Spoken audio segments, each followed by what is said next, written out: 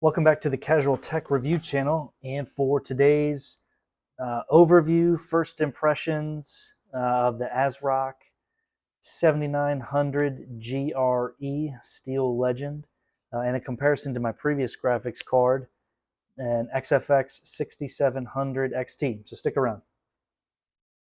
So as I mentioned in my previous video, I was on the hunt for a new graphics card. I had put an XFX 6700 XT into my PC, and it was a great card. But once I upgraded to an ultra-wide 1440p monitor, I realized that the 6700 XT was just kind of barely at the edge of performance where it was struggling to keep up with that higher resolution picture, and I knew I wanted to upgrade.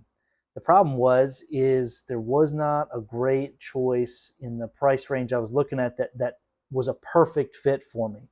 I was basically looking at the 7800 XT and the 4070 Super. I also did briefly consider the 7900 XT, but ultimately $700 or $750, just too much, and I don't need that much graphics card. But I wasn't happy having to choose between 78 XT and 4070 Super. The 4070 Super, more expensive, less VRAM. The 7800 XT, just not quite enough of an improvement for the price. So I was really stuck in the middle, and I didn't know what I was going to do. Well, then out of nowhere came the 7900 GRE, dropped into my lap, and I actually ordered this one the day that it became available on Newegg. It was white, so as you can see, it fits the color scheme. It looks incredible, and the performance has been really good. So I'm just going to talk about my first impressions of the card. I've only had it for a couple of days, working through, getting it set up, getting a couple of visual bugs ironed out, and kind of what I think about it and how it how it compares performance-wise to my 6700 XT. So let me just briefly go over some of the main specs of this card just so you kind of get an idea. It is a 16 gigabyte VRAM card, which was important to me. That's something that I was really looking forward to having, was a little bit of extra VRAM. It's got 80 compute units, which puts it really close to a 7900 XT.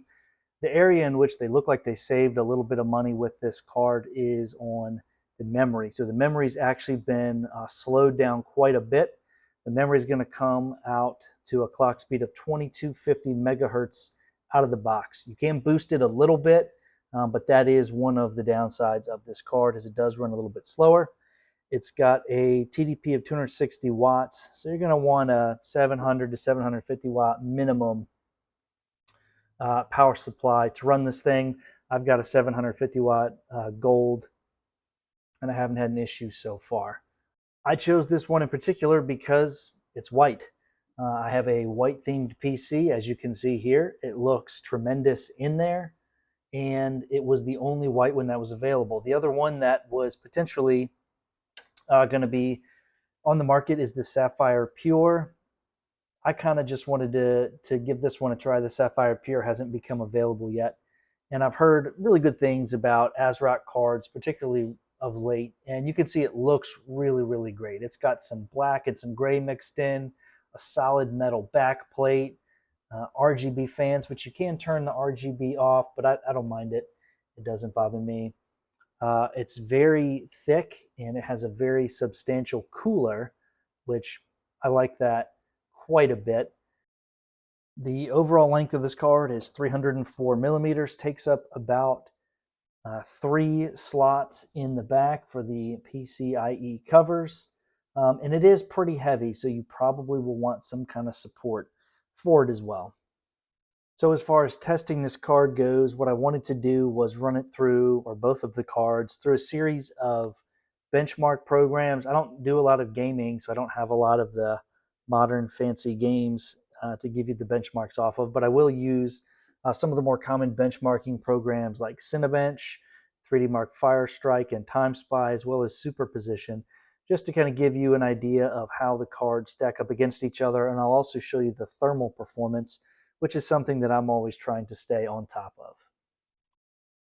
All right, so the first benchmark that we're going to talk about is Cinebench 2024. And I ran both cards through on The GPU benchmark test in the exact same system, which is an i5-12600K, 32 gigabytes of DDR4 3600 CL16 memory. And the 6700 XT managed a score of 7121, and the GRE got 10,972.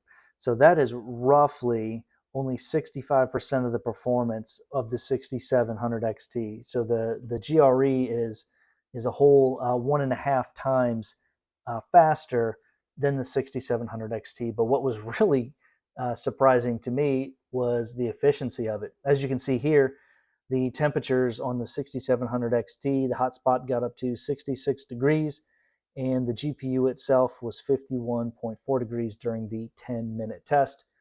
The GRE, on the other hand, the hotspot was only 56 degrees, and the GPU a mere 43 degrees, which I thought that was incredible that it was so cool. That huge heat sink on the GRE really makes a big difference. All right, so let's jump over to 3D Mark Firestrike. You can see here the 6700 XT got a score of 26,966, and the GRE was 33,046. So obviously a much stronger score. And if you look at the pure graphics score, it's tremendously better. 56,266 to only 33,979. Again, the GRE performs excellent on the thermal front. You've got the 6700 XT with a hotspot high temp of 80 and the GPU at 56.6. The GRE only 66 degrees on the hotspot and 48 degrees on the GPU. All right, let's have a look at TimeSpy next. You can see 6700 XT, total score of 13,121. The GRE 20,024. So a huge jump in performance on TimeSpy DirectX 12 for the GRE. The temperatures, again, super impressive for the GRE. 6700 XT had 89 degree hotspot, 59 degrees at the GPU. The GRE only 64 degrees on the hotspot, 47 degrees on the GPU. And for the last benchmark we're going to talk about, I ran Unigine superposition on both of these graphics cards. And they have no 1440p test. It just goes from 1080p to 4K. So I ran it at 1080p extreme settings, and you can see just a massive difference in performance. The 6700 XT got a score of 6748, but take a look at the frames there. The minimum was 40, the average was 50, and the max was 60. Now let's look at the GRE. It's got a score of 12,447. The minimum frames, 68, average 93, max 115. So the minimum frames achieved by the GRE is greater than the max frames achieved by the 6700 XT. So at least in this test, I mean, these GPUs are not even in the same zip code. The GRE is highly superior. Take a look at the temperatures. It's the same story. Hotspot of 82, GPU of 58 on the 6700 XT. The GRE, hotspot 66, and the GPU 49 degrees. So just a tremendous showing for the 7900 GRE. So when I first got my 7900 GRE installed, after installing my new drivers for it, one of the first things I wanted to do was get into the Adrenaline software, which is one of the reasons why I stuck with AMD over NVIDIA, is I really like how easy it is to tune the performance of your graphics card through the Adrenaline software. You can see it right here. It's really easy to get it exactly how you want it. So I did what I did on my 6700 XT. I went into the tuning section, selected custom tuning, and I made some changes to my clock frequency here and the voltage. I like a nice mild undervolt, keeps the temperatures down and doesn't impact the performance at all in a negative way. I turned the clock speed up to 2650. On my VRAM, I bumped up the speed of the VRAM. 2250 is what it's maxed out of the box. Goes all the way up to 2316. And that's one of the knocks against this card that I've read and heard about, is the memory is a little bit gimped straight from the manufacturer. That's part of the reason why it's so cheap. So I want to give that as much of a boost as I can.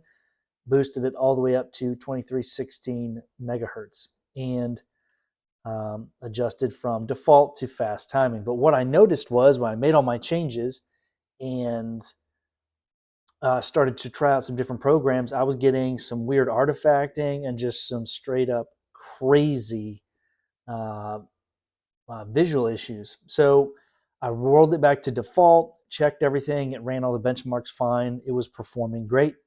So then I came back into Adrenaline and I started to manually edit just one different thing at a time until I found out what the problem was. And here is the problem. So as you've already seen, I ran the benchmarks on this thing and it worked great. However, when you go down here to memory timing and you go from default to fast timing, we're going to apply the changes there. And I'll just show you in Heaven Benchmark. It's really easy. Number one, look, you can see all of the weird artifacting on the screen here. And then I'm going to run the benchmark. And you're going to just see some absolutely crazy visual stuff going on here. I don't quite exactly know what that memory timing thing does, but obviously it's causing issues here. So we're going to quit, get out of the benchmark. Obviously it's not working right. You can see we've got all these weird things going on. We're going to go back into Adrenaline. I'm going to switch the memory timing back to default, apply changes, get rid of those. All right, now watch this. We're going to load up Heaven Benchmark again. Just ran it. And I'll show you exactly what I mean. Runs just fine without a problem. I don't have any idea what is the cause for that, but clearly that was the problem. And once I figured that out, this card has been an absolute pleasure. So overall, I have absolutely really enjoyed my couple of days with the 7900 GRE. Obviously, I've done some testing with it with the benchmarks and things like that, tweaked with the settings. And overall, I am just super, super happy with it. It looks tremendous. It feels very high quality. It's easy to tune. And yeah, the memory issue in Adrenaline, that's very weird. I know that AMD has said there are some bugs with it, so they are aware and they're going to be changing it. I think some people might say, well, that right there is enough reason to switch to NVIDIA. I'm not convinced. I still really like AMD software interface. I love Adrenaline, and I know they're going to get it sorted out. It's an excellent card. I don't think, from what I can tell, I don't have a 4070 Super to compare it to, but just looking at the different tests you can see online that the big guys have done, the GRE just straight outperforms it in raster performance, which is awesome. The one AAA game that I do have is Starfield. That came with the 6700 XT. That's why I have it. Otherwise, I wouldn't have it. And when I was playing it on the 6700 XT, I was turning on frame generation once that was available, turning on FSR upscaler, and I was getting like 48, 49 frames per second on my 1440p ultra wide with medium and high settings. With the 7900 GRE, everything is on high as far as the settings goes, and no FSR, no frame generation, and I'm getting 90, 100, 110 frames per second. So it doesn't even need any of the assistance. It just plows right through the game, gives a great experience with absolutely no assistance, no secondary programs or software running to help it out. And that's good enough for me. This card absolutely does everything I need it to do. I'm super happy with the price. I paid $570 for it. Like I said, the day that it came out from Newegg. It is now available for $560. I believe there's a coupon code. If you're on the fence about this card, I say go for it. I really, really like it, and I highly recommend it to anybody else. Thanks for watching.